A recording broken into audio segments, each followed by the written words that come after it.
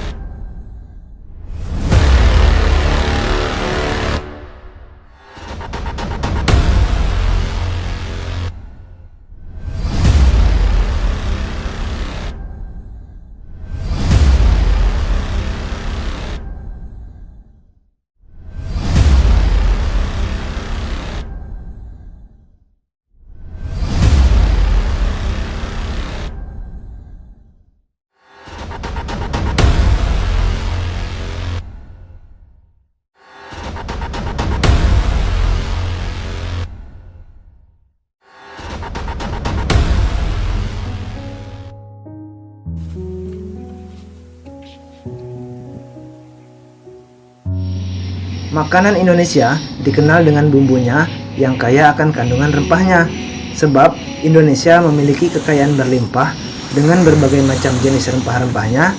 Khususnya di Belitung sendiri, penggunaan rempah di berbagai macam masakan olahan laut seperti gangan, cumi masak hitam, ikan bumbu pedas, dan lain-lain banyak membutuhkan rempah-rempah agar menghasilkan rasa yang enak. Begitu juga dengan masakan olahan di daratnya seperti gulai kambing, soto Belitung, ayam masak ketumbar, gangan darat, dan lain-lain. Begitu dekatnya bahan-bahan alami ini dengan kehidupan kita.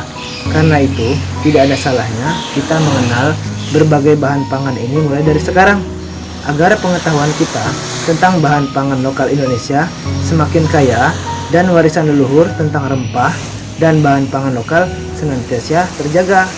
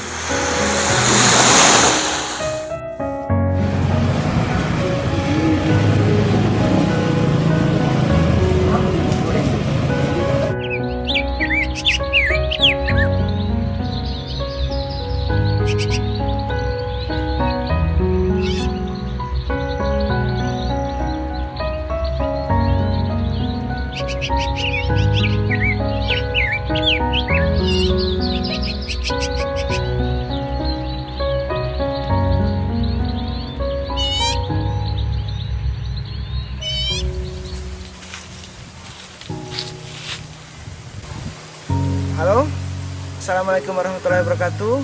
Selamat siang sobat rempah. Saat ini kita ada di sebuah kebun lada yang cukup luas di Desa Selingsing, Belitung Timur. Lada sebagai salah satu sumber pemasukan kas daerah Kabupaten Belitung Timur saat ini memegang peranan penting di jalur rempah Indonesia.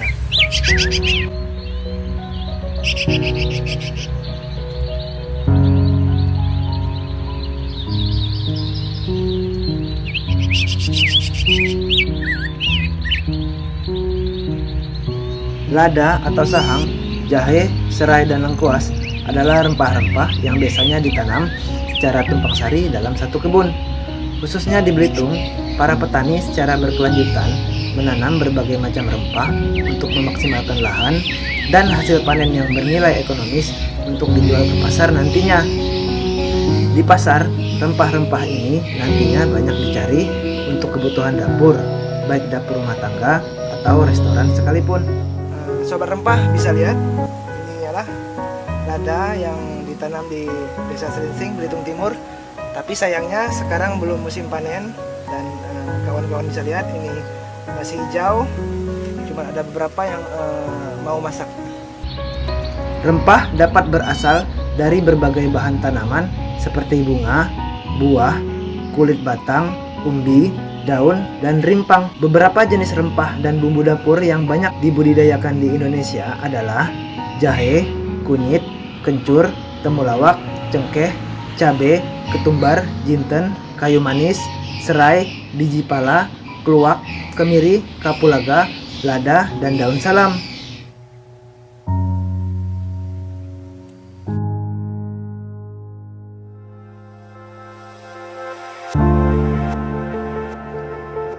Kejayaan pesona jalur rempah di masa lalu yang telah membuat para petani di Nusantara menderita ternyata terulang lagi di masa ini. Luka lama kembali menganga. Persoalan harga selalu jadi yang utama. Permainan harga seolah ada di seluruh Nusantara. Para petani kembali menderita. Harga lada tidak cukup menutup produksi. Utang di tengkulak pun tidak tertutupi. Harga lada hanya cukup untuk hidup sehari-hari. Ketika pupuk tiada lagi terbeli, lada di junjungan pun terkulai mati. Berikut penuturannya. Sebenarnya suka duka siko dia. Kadang-kadang dia itu bagus, sesuai adalah upah kerja setahun sekali deh. Tapi kalau di waktu sahang turun harga, bukan adu untung ah, ngemin. Nah, jadi kesamaan petani ini rata-rata gitulah, rata petani ini. Soal sahang ni gitu, kalau kerja di sini pun bukan petani sebenarnya, petanam-tanam. Kalau petani itu memang lah hidup di situ lah. Kita ni bukan sambilan, jadi nanam sahang, apa menggala nak pandai makan, hidang nyambung hidup sehari-hari. Nah, mendasi aku anak 6, anak saya tak akan getar, tak akan biaran. Adalah beri orang tua kita. Tapi kita pun mungkin jadi, tak akan mungkin nyandarkan anak.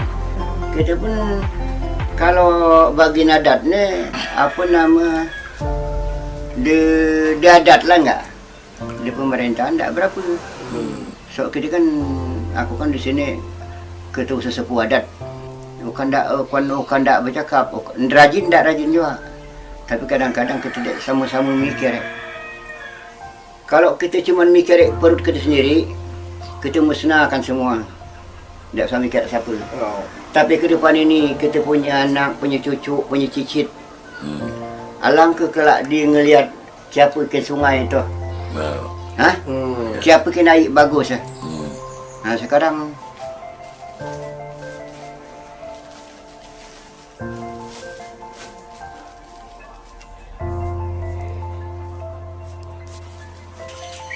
satu bulan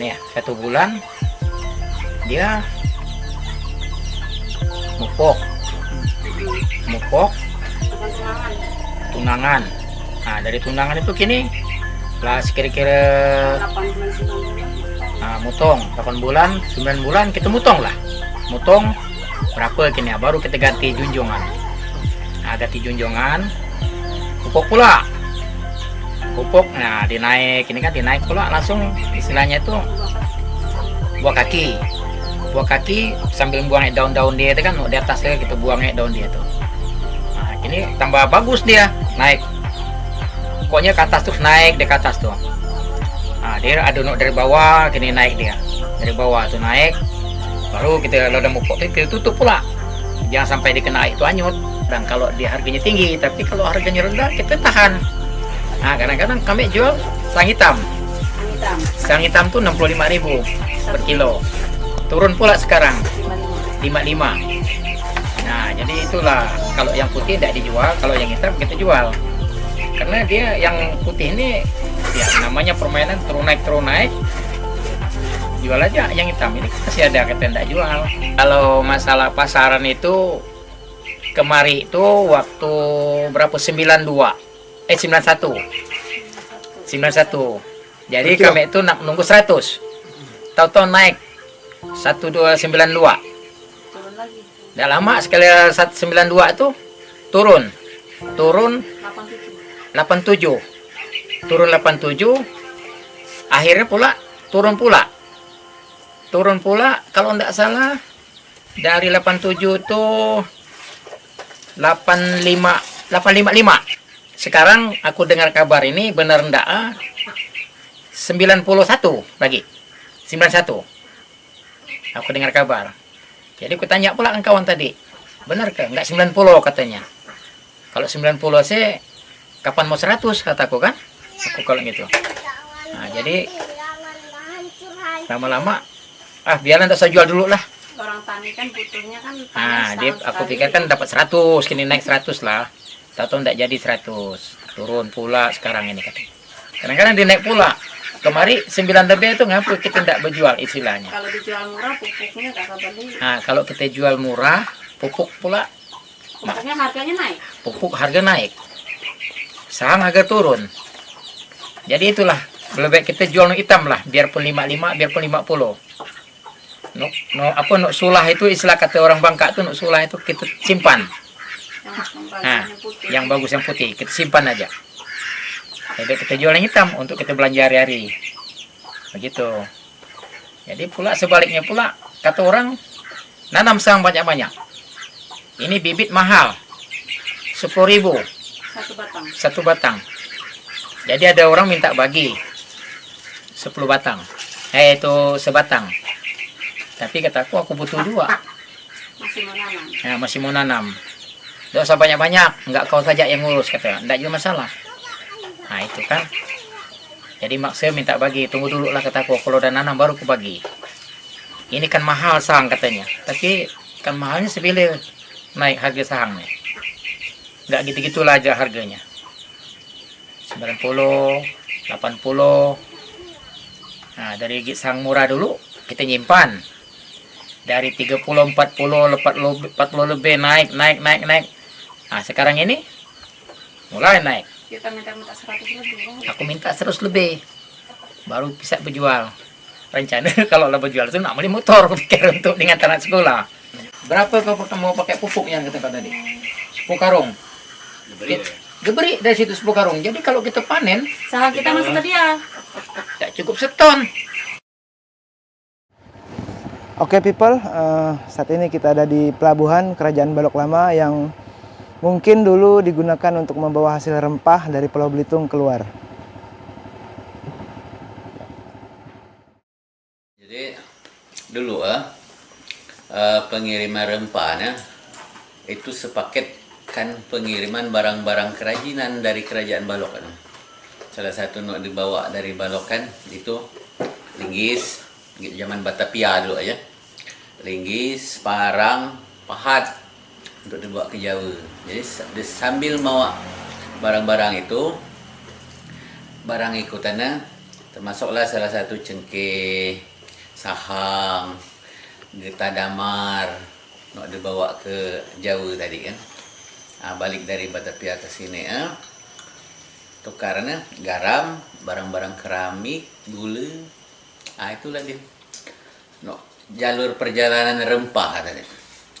Terus biasa sebelum mereka sampai ke Teluk Balok itu pertukarannya banyak terjadi di Pulau Kampak itu.